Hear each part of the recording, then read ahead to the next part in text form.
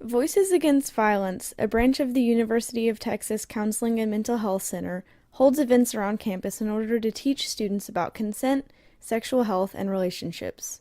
Two of the events that they held this month were I Like You, Exploring Relationships, and Get Sexy, Get Consent. I Like You, Exploring Relationships is an event featuring student actors who play out different relationship scenarios to teach their fellow students about healthy romantic interactions. From hookups to breakups, these skits have the information covered. We interviewed Lindsay Miller, one of the student actors, about her experience with VAV.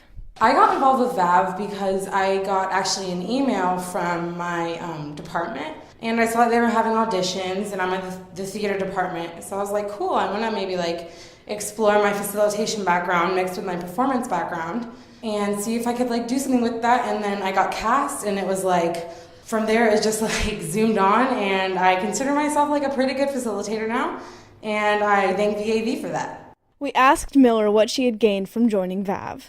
I mean, definitely gaining intense insight on a very not talked about topic in our society, and that was life-changing in itself. And Miller is right. The topic of sexual assault is rarely discussed, even though the National Institute of Justice reports that for every 1,000 women attending a university, 35 are victims of rape each academic year. That means at a place like UT, where there are approximately 20,000 female undergrads, 700 of them are victims of sexual assault per year.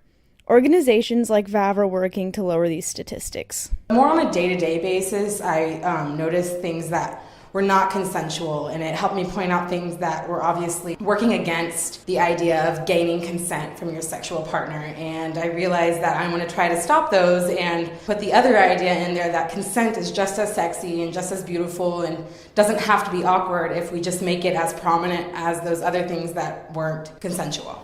To get an audience member's point of view on VAV's efforts, I interviewed Chloe Gilmar, a student at UT who had previously attended Get Sexy, Get Consent.